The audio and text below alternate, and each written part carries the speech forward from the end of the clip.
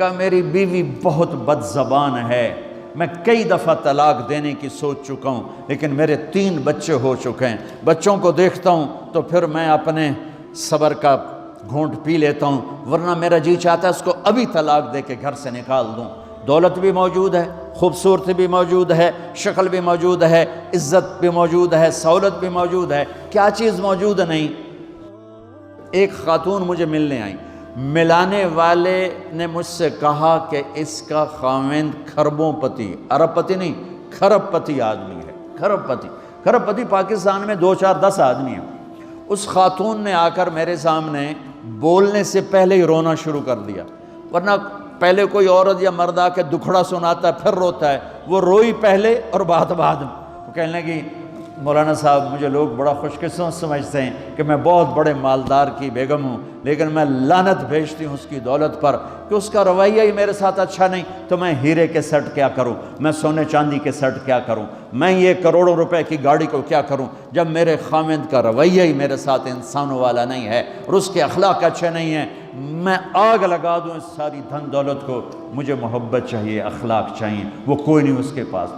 چند دن بعد دوسرا واقعہ سنا، ایک نوجوان بڑا خوبصورت، وہ بھی اسی طرح لیکن اتنا مالدار، کافی مالدار، وہ آ کے میرے پاس بیٹھ کے رونے لگا، مولانا صاحب اب میں کیا کروں، میری زندگی برباد ہو گئی، میرا اتنا عالی شان گھر ہے، اتنی اچھی میری کمائی ہے، آمدنی ہے، لیکن میں کیا کروں۔ یہ اسی کے الفاظ بتانے لگا ہوں، میری بیوی کی زبان 20 فٹ لمبی ہے، میں کہا رکھ دی کتنے 20 فٹ چاہتے،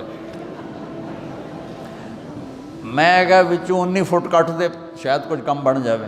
کہا میری بیوی بہت بد زبان ہے، میں کئی دفعہ طلاق دینے کی سوچ چکا ہوں، لیکن میرے 3 بچے ہو چکے ہیں، بچوں کو دیکھتا ہوں تو پھر میں اپنے صبر کا گھونٹ پی لیتا ہوں، ورنہ میرا جی چاہتا ہے اس کو ابھی طلاق دے کے گھر سے نکال دوں۔ دولت بھی موجود ہے، خوبصورتی بھی موجود ہے، شکل بھی موجود ہے، عزت بھی موجود ہے، سہولت بھی موجود ہے، کیا چیز موجود نہیں؟ اخلاق موجود نہیں، حسن سلوک موجود نہیں، پیار محبت موجود نہیں۔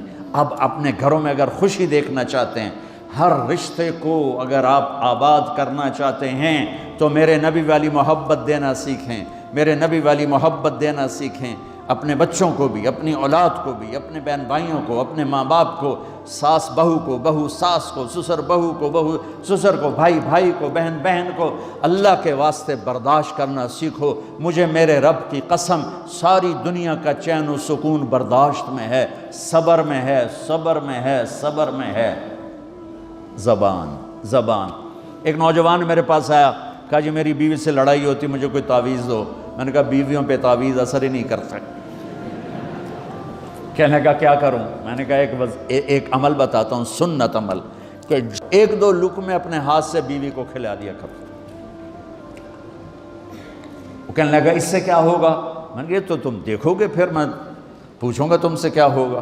میں نے کہا یہ سنت عمل ہے، اس سے محبت بڑھے گی۔ کوئی 8-10 دن گزرے تو اس کا فون ویسے آ گیا حال احوال پوچھنے میرا، تو مجھے اپنی بات یاد آ گئی۔ میں نے کہا میری بات پہ عمل کیا تھا؟ کہنے لگا نہیں۔ میں نے کہا کیوں؟ کہنے لگا شرم آتی۔ میں نے کہا لڑتے ہوئے شرم نہیں آتی؟ کبھی کوئی کمزور سے بھی لڑتا، عورت تو بیچاری کمزور ہے، چلو یہاں کی عورتیں طاقتور ہیں، سنا ہے کہ بڑی شیرنیاں ہیں اور ان کے خامد سارے بکری یہ شیر ہیں، الٹا ہی کام ہے، یہاں عورتیں شیر ہیں، خامد بکریاں ہیں۔ چلو بھائی تم مہربانی کر کے اپنے خامدوں کو عزت دو، اور ان سے کہتا اپنی بیویوں کو عزت دو، محبت سے رہو۔ تو میں نے کہا بے وقوف، کبھی کمزور کے ساتھ بھی کوئی لڑتا ہے، اس میں تمہیں شرم نہیں آتی اور اس میں شرم آتی ہے؟ سنت۔ میں نے کہا چل کر اور مجھے بتا۔ کوئی 2 گھنٹے بعد اس کا فون آیا، کہا مولانا دوپہر کا کھانا تھا، میں نے اپنی بیوی کے منہ میں لقمہ جو دیا نا تو اس کا منہ وہیں کھلا رہ گیا۔ وہ کہنے لگی تو نے خود تو کیا نہیں، کسی نے تجھے بتایا ہے؟ کس نے بتایا؟ تو بتا، تیرے اندر یہ ظرف نہیں ہے، تمہیں یہ سبق کس نے پڑھایا ہے؟ اس نے کہا مجھے یہ سبق مولوی طارق جمیل نے پڑھایا۔ تو کہنے لگا میری بیوی نے ایسے اپنی جھولی اٹھا لی اور کہا مولوی طارق جمیل اللہ اس کے بچوں کو سلامت رکھے جس نے تمہیں انسان بنایا۔ میرے بھائی بہنوں صبر کرنا سیکھو۔ ہماری ایک دھوبن تھی ماسی شریفہ، مر گئی بیچاری، تو وہ آ گئی میری بہن کے پاس، چھوٹا قد، موٹی ڈٹی تو بڑی لڑک کی، پوری شیرنی۔ وہ آ کے کہنے لگی میری بہن کو، میری بہن تو انہوں چنگی طرح جان دی ہے، بی بی ہے میری نوواں بڑیاں لڑدیاں، میں نے کوئی تویز دے ساریاں میری نوکر بن جانا۔ اب میری بہن کو پتہ تھا کہ وہ سارا لڑائی دا تماشا تھا ماسی شریفاں تو شروع ہوندہ، ادو تو ہوندہ ہی کچھ نہیں، بیچاریاں معصوم جیاں چھوٹیاں چھوٹی عمر دیاں۔ تو میری بہن نے ایک تعویذ بنایا اور اس کو یوں رول کر کے نا اس کو کہا ماسی شریفاں ہن جس لے تیری لڑائی ہوئے نا اس تعویذ تو چک مار کے بہ جاؤنا ہے تے چھڑنا نہیں، جے تو چھڑیا تو مر جانا، انہوں پکا کر کے رکھیں۔ اس نے کیا کیا؟ ماسی شریفوں کو چپ کروایا۔ اب ہمارا دیہاتی ماحول ہے، تعویذوں کی بڑا عقیدت ہے، صحیح تعویذ تو اثر کرتے ہیں لیکن اکثر تو ہیرا پھیری والے بیٹھے ہوئے سارے ہی، تو اللہ ماشاءاللہ۔ تو 8ویں دن وہ آ گئی، بی بی تو بڑا چنگا تعویذ دیتا، ساری لڑائی ختم ہو گئی۔ کیوں کہ ماسی شریفاں چپ ہو گئی۔ تو میں ان ساری مستورات کو یہ تعویذ دے کے جا رہا ہوں، یہ سب لے لو، یہ مرد بھی لے لو، اور جب کوئی جھگڑا ہو اے یہاں رکھ کے چپ کر کے بیٹھ جانا، آپ کی لڑائیاں ختم ہو جائیں۔ اگر آپ بولتے رہے تو پھر لڑائی ختم نہیں ہوگی۔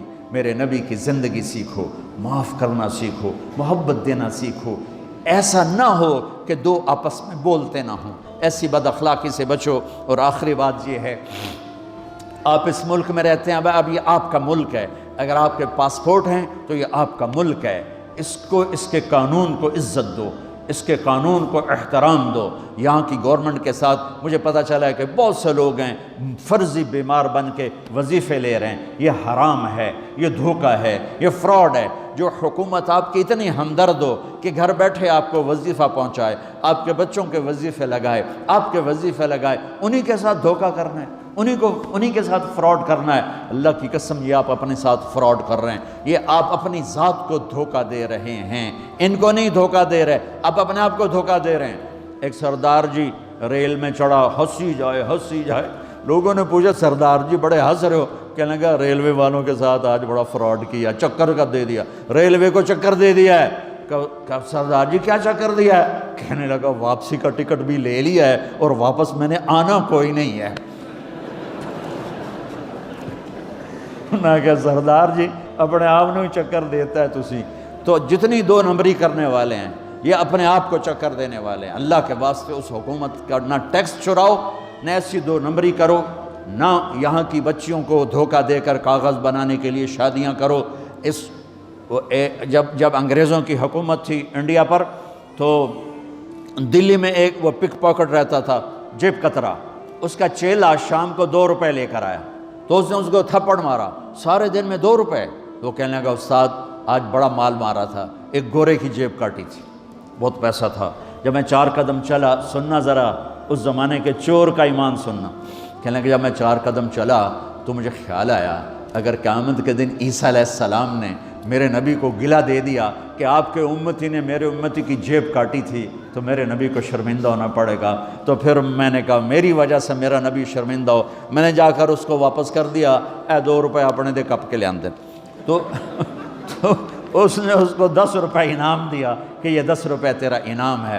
اب آپ اس ملک کے اگر ہیں، آپ کے پاسپورٹ ہیں تو آپ یہاں کے ہیں، آپ اپنے پیچھے اپنے رشتہ داروں کی مدد کریں، جو مرضی کریں، لیکن میرے بھائی بہنوں اسے اپنا ملک بنا کے چلو، یہاں غریبوں پہ خرچ کرو۔ زکوٰۃ تو مسلمان کو دی جاتی ہے کوئی شک نہیں، لیکن صدقات خیرات پیچھے بھیجنے کے بجائے یہاں کتنے غریب لوگ ہیں، کتنے ضرورت مند لوگ ہیں، کتنے لوگ ہیں جن کے پاس گھر کوئی نہیں، کتنے لوگ ہیں جو کونسل کی طرف سے وظیفہ لے کر روٹی کھا رہے ہیں اور وہ پوری نہیں پڑتی، ایسوں کو ڈھونڈ کے ان پر خرچ کرو، ان کی مدد کرو، کسی کی جانی خدمت کرو، کسی کی مالی خدمت کرو۔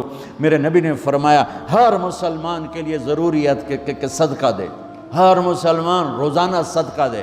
تو صحابہ نے کہا یا رسول اللہ پیسے نہ ہوں تو آپ کہتے چلو کوئی بات نہیں۔ کہا نہیں سنو، آپ نے کہا بازار میں جا کے مزدوری کرے اور مزدوری کی قیمت وصول کر کے صدقہ کرے، صدقہ اتنا ضروری ہے، بلاؤں کو ٹال دیتا ہے، مصیبتوں کو ٹال دیتا ہے۔ تو یہاں رہنے والے یہاں کے قانون کا احترام کریں، یہاں کے قانون کو عزت دیں، اللہ کے واسطے 2 نمبری نہ کریں۔ دیانتداری سے چلیں۔ میرے نبی نے فرمایا میرا امتی ہر گناہ کر سکتا ہے، دو کبھی نہیں کرے گا، ایک جھوٹ کبھی نہیں بولے گا، ایک دھوکہ کبھی نہیں دے گا۔ تو اللہ کے واسطے دھوکے فراڈ سے چلیں۔ کہیں آپ لڑے ہوئے ہیں صلح کر لیں، پیار محبت دیں، معاف کریں، اپنے بچوں کو ٹائم دیں، ان کو اچھی تعلیم دیں، یہ اعلیٰ عہدوں پر پہنچیں، اعلیٰ جاب پر پہنچیں۔ ضروری نہیں ہے کہ تمہاری طرح مزدوریاں ہی کریں، ان کی تعلیم کا یہاں سکول بناؤ، یہاں کالج بناؤ، اپنے سکول بناؤ، اپنے کالج بناؤ، اپنی اولاد کو اچھی سے اچھی تعلیم دو کہ یہ آگے چل کے بڑے شعبوں پر اور بڑی جاب پر پہنچیں اور تمہارے لیے عزت بنے، باعث عزت بنے، باعث افتخار بنے۔ آپس کی پیچھے لڑائی چل رہی، اس نے 1 کنال کا گھر بنایا، میں نے 2 کنال کا بنایا، اور میں ایک جگہ گیا پہاڑ میرپور گیا، میرپور بڑے بڑے گھر شہر میں انٹر ہونے سے پہلے بڑے بڑے گھر، میں نے کہا یہ اور لگیں جیسے خالی، میں نے کہا یہ کیا ہے؟ میں پہلی دفعہ میرپور کہا یہ انگلینڈیوں کے گھر ہیں، ان کے مقابلے لگے رہتے ہیں، اس نے کنال کا بنا، میں 2 کنال کا بناؤں گا، اس نے 2 کنال کا بنا، میں 4 کنال کا بناؤں گا۔ بناؤ گھر اپنی ضرورت کے بنا لو، جب جانا ہو وہاں نہ تم جانے والے ہو پیچھے، نہ تمہاری اولادیں، ان کو یہاں کی نسوار لگی واپس جائیں گے لوڈ شیڈنگ میں۔ ایک پٹھان بھائی ناراض نہ ہونا، ادھر بہت ہیں پٹھان، تو ایک پٹھان کا خرگوش گم ہو گیا، خرگوش، تو لوگوں نے افسوس کیا خان جی آپ کا خرگوش گم ہو گیا، کہنے لگا خوچا کوئی بات نہیں ہے، ہم نے اس کو نسوار کا عادی بنایا ہوا ہے، جب نشہ ٹوٹے گا ہمارے پاس آئے گا۔ یہ تمہاری نسل اور تم انگلینڈ کی نسوار کھا کھا اب تم پاکستان جاؤ گے، ہندوستان جاؤ گے، بنگلہ دیش جاؤ گے، تم نے یہی رہنا ہے۔ اسے اپنا ملک بنا کے چلو، سنسیئر ہو کے چلو، اس کے قانون کا احترام کر کے چلو۔ یہاں غریبوں پہ صدقہ تو غیر مسلموں کو دو، ان کے دل قریب ہوں، ڈھونڈ ڈھونڈ کے دو، وہ تم سے پیار کریں، وہ تم سے محبت کریں، ان کے ہائے ہائے۔ او میرے نبی تشریف فرما تھے، ایک طوائف گزری، طوائف پروسٹیٹیوٹ، وہ آپ کو دیکھ کے نا آپ کا مذاق اڑانے کے لیے، کیسا نبی ہے، اکیلے بیٹھ کے کھاتا ہے، کسی کو پوچھتا ہی نہیں۔ غیر مسلم کافر طوائف، کتنی برائیاں اکٹھی ہو گئی۔